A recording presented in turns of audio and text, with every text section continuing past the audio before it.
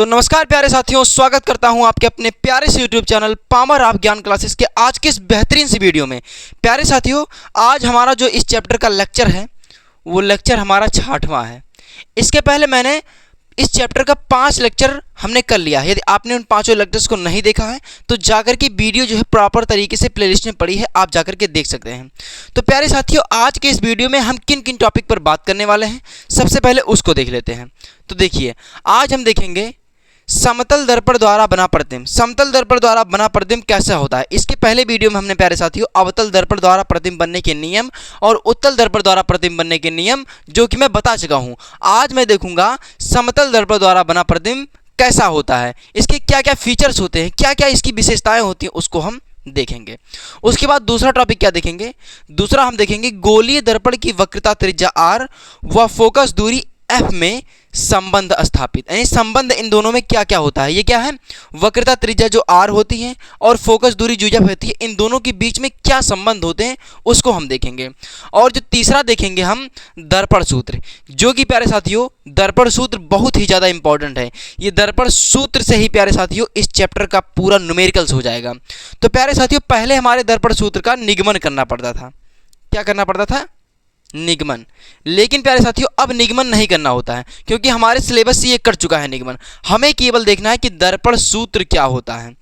हमें निगमन करने की आवश्यकता नहीं है, क्योंकि हमारे सिलेबस से कट चुका है, जो कि हमारे पेपर में नहीं आएगा। तो इसके करने से क्या फ़ायदा, हम इसलिए देखेंगे केवल दर्पण सूत्र। तो प्यारे साथियों, सबसे पहले हम देखते हैं समतल दर्पण द्वारा बना प्रतिबिंब कैसा होता है, क्या क्या इसकी विशेषताएं होती हैं, क्या क्या इसकी बातें होती हैं, उसको देखते हैं। तो प्यारे साथियों, हम देखते हैं समतल दर्पण द्वारा बना प्रतिबिंब कैसा होता है। तो देखिए, सबसे पहले मैं आपको चित्र के माध्यम से बताता हूं। चित्र के माध्यम से कैसे प्यारे साथियों, हमने एक बनाया समतल दर्पण।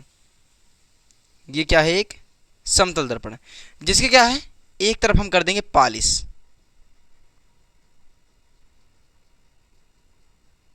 इधर हमने क्या कर दिया, पॉलिश। और ये इसका क्या है प्यारे साथियों, मुख्य अक्ष है। ये क्या है, मुख्य अक्ष। अब हमने किसी वस्तु को प्यारे साथियों यहां पर रखा, हमने इसको वस्तु को यहां पर रखा। तो समतल दर्पण की एक खास विशेषता होती है प्यारे साथियों, हम जितनी दूरी पर वस्तु रखेंगे उतनी ही दूरी पर हमें ये प्रतिबिंब बनाकर देगा।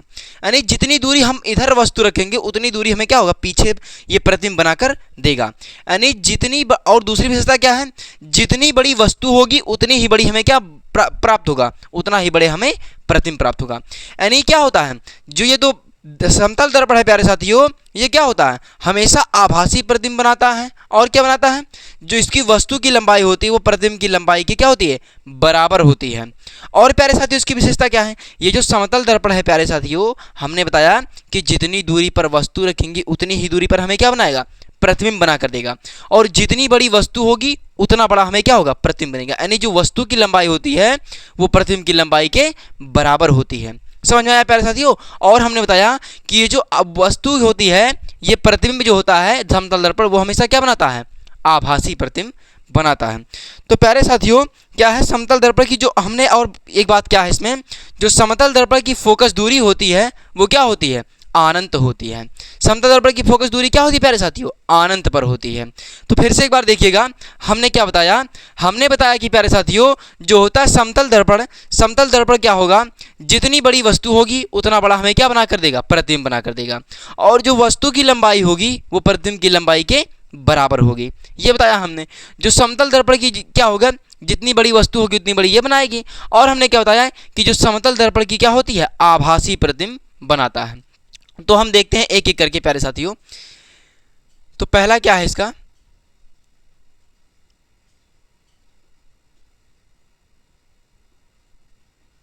समतल दर्पण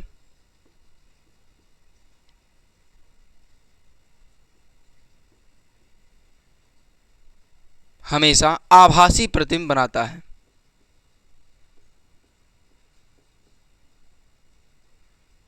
आभासी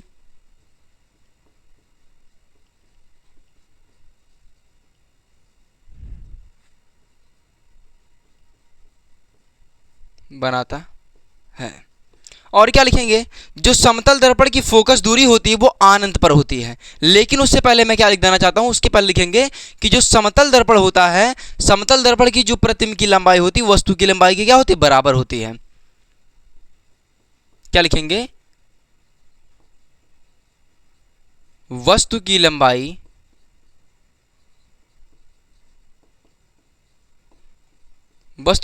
जो होती है, वस्तु की लंबाई प्रतिबिंब की लंबाई के बराबर होती है। वस्तु की लंबाई प्रतिबिंब की लंबाई के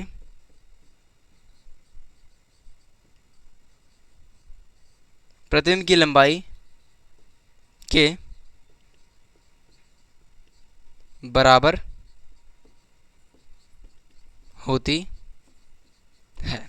हमने क्या देखा कि जो समतल दर्पण जो होता है वो हमेशा आभासी प्रतिबिंब बनाता है, और क्या है, वस्तु की लंबाई जो है वो क्या है, प्रतिबिंब की लंबाई के बराबर होता है। और प्यारे साथियों क्या है, समतल दर्पण की फोकस दूरी जो होती है वो अनंत पर होती है। समतल दर्पण की जो फोकस दूरी वो कहां पर होती है, अनंत पर होती है। समतल दर्पण की फोकस दूरी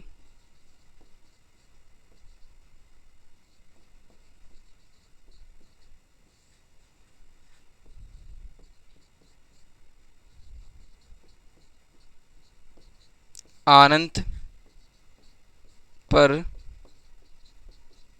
होती है।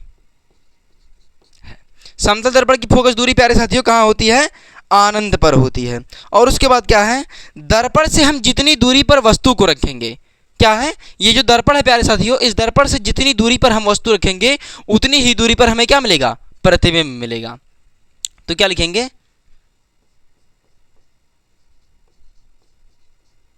दर्पण से जितनी दूरी पर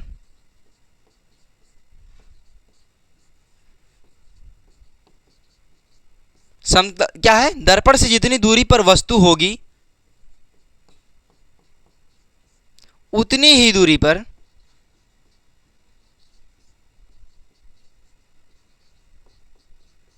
उतनी ही दूरी पर क्या होगा, प्रतिबिंब प्राप्त होगा। प्रतिबिंब प्राप्त होगा। तो प्यारे साथियों एक बार मैं आपको रिवाइज करा देना चाहता हूं। देखिए, समतल दर्पण द्वारा प्रतिबिंब बना प्रतिबिंब प्यारे साथियों कैसा होता है। देखिए, जो समतल दर्पण होता है वो हमेशा क्या बनाता है, आभासी प्रतिबिंब बनाता है, यानी सीधा प्रतिबिंब बनाता है। और क्या होता है, जितनी दूरी पर वस्तु होगी उतनी ही दूरी पर क्या बनाएगा, ये प्रतिबिंब बनाएगा। और हमने क्या देखा, जो प्रतिबिंब की लंबाई होती है प्यारे साथियों वस्तु की लंबाई के बराबर होती है, यानी जितनी बड़ी वस्तु होगी उतनी बड़ी क्या होगी, प्रतिबिंब प्राप्त होगी। ये क्या है, वस्तु है, और ये क्या है, प्रतिबिंब है।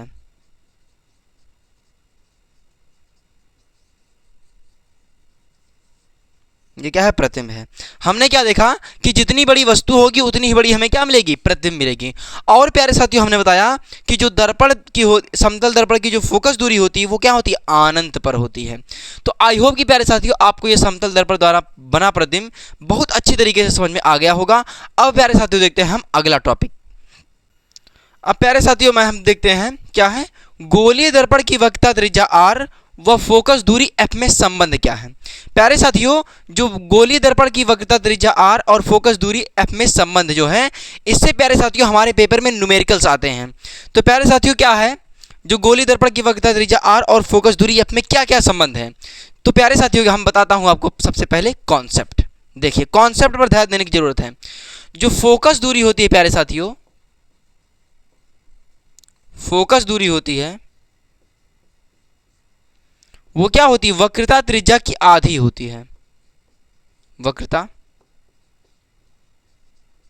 त्रिज्या की क्या होती है, आधी होती है। यानी फोकस दूरी बराबर होता है वक्रता त्रिज्या बटे 2। क्या समझ में आया कि जो फोकस दूरी है वो वक्रता त्रिज्या की क्या है, आधी है। तो हम डेफिनेशन क्या लिखेंगे, फोकस दूरी वक्रता त्रिज्या की क्या होती है, आधी होती है। बस इतना ही लिखना है।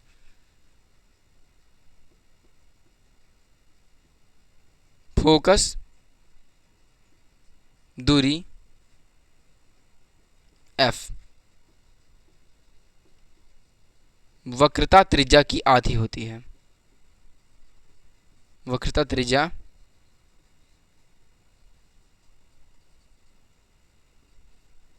आधी होती है। क्या है? फोकस दूरी क्या है? एफ और वक्रता त्रिज्या की क्या होती है? आधी होती है। यानी यहां पर हमें फोकस दूरी क्या है? एफ, यानी एफ बराबर होता है r/2।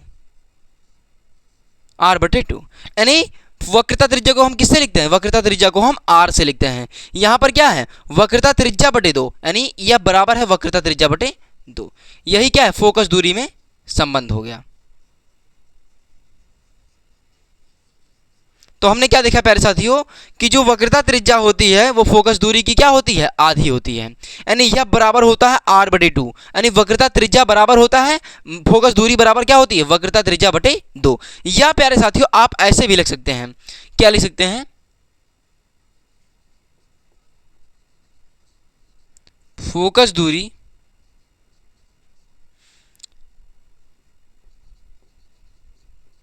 वक्रता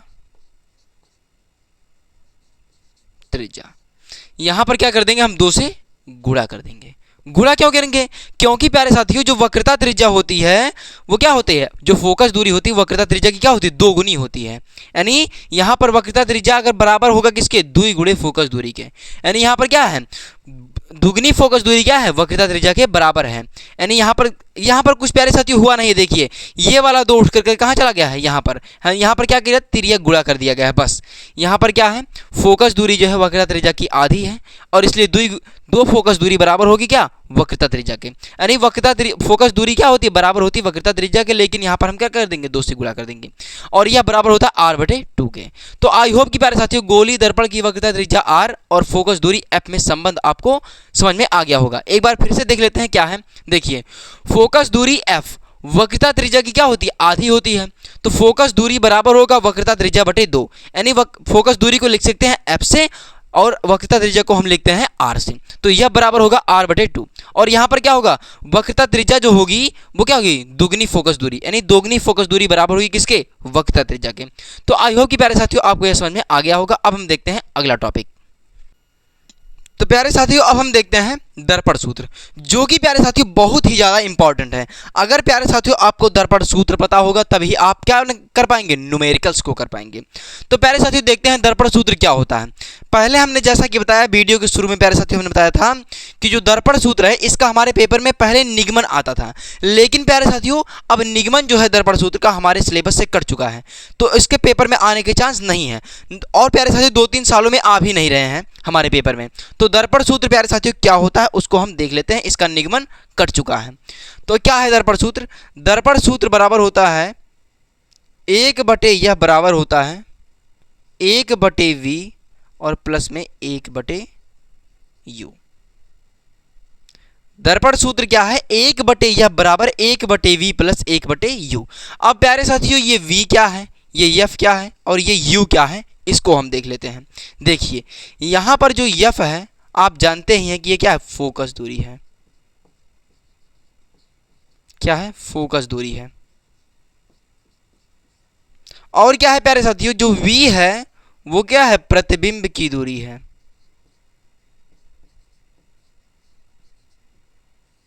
प्रतिबिंब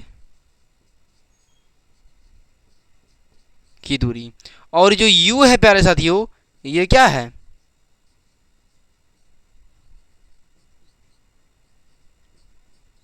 वस्तु की दूरी है।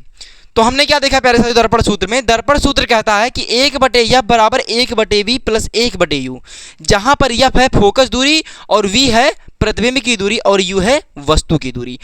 अब प्यारे साथियों आपको यह समझ में आ रहा होगा कि ये दूरी आखिरकार कहां से है। तो आप जैसे दर्पण जानते हैं, दर्पण ये हमने मान लिया, बना लिया अवतल दर्पण, और ये क्या है? ध्रुवी। अब मान लीजिए हमने वस्तु को रखा यहां पर और प्रतिबिंब हमें मिल गया यहां पर। तो प्यारे साथियों हम कैसे पता करेंगे कि ये दूरियां कहां से मापी जाती हैं?